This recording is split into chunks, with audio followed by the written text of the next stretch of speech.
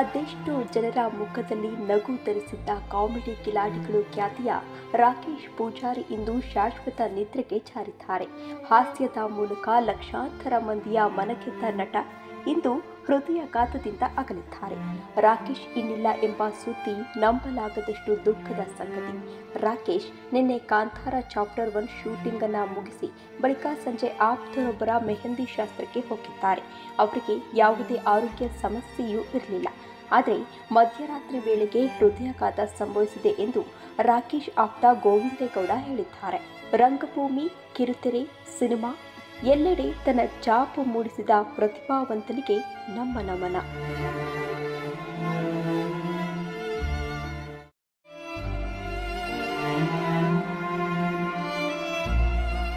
ಅದೆಷ್ಟೋ ಜನರ ಮುಖದಲ್ಲಿ ನಗು ತರಿಸಿದ್ದ ಕಾಮಿಡಿ ಕಿಲಾಡಿಗಳು ಖ್ಯಾತಿಯ ರಾಕೇಶ್ ಪೂಜಾರಿ ಇಂದು ಶಾಶ್ವತ ನಿದ್ರೆಗೆ ಜಾರಿದ್ದಾರೆ.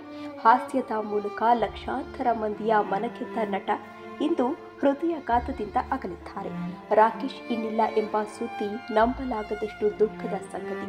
ರಾಕೇಶ್ ನಿನ್ನೆ ಕಾಂತಾರ ಚಾಪ್ಟರ್ 1 ಶೂಟಿಂಗ್ ಅನ್ನು ಮುಗಿಸಿ ಬಳಿಕ ಸಂಜೆ ಆಪ್ತರೊಬ್ಬರ ಮೆಹಂದಿ ಶಾಸ್ತ್ರಕ್ಕೆ ಹೋಗಿದ್ದಾರೆ. ಅವರಿಗೆ ಯಾವುದೇ ಆರೋಗ್ಯ ಸಮಸ್ಯೆಯೂ ಇರಲಿಲ್ಲ. ಆದರೆ ಮಧ್ಯರಾತ್ರಿ ವೇಳೆಗೆ ಹೃದಯಾಘಾತ ಸಂಭವಿಸಿದೆ ಎಂದು ರಾಕೇಶ್ ಆಪ್ತ ಗೋವಿಂದೇಗೌಡ ಹೇಳಿದ್ದಾರೆ. ರಂಗಭೂಮಿ, ಕಿರುತೆರೆ, ಸಿನಿಮಾ ಎಲ್ಲೆಡೆ ತನ್ನ ಛಾಪು ಮೂಡಿಸಿದ ಪ್ರತಿಭಾವಂತನಿಗೆ ನಮ್ಮ ನಮನ.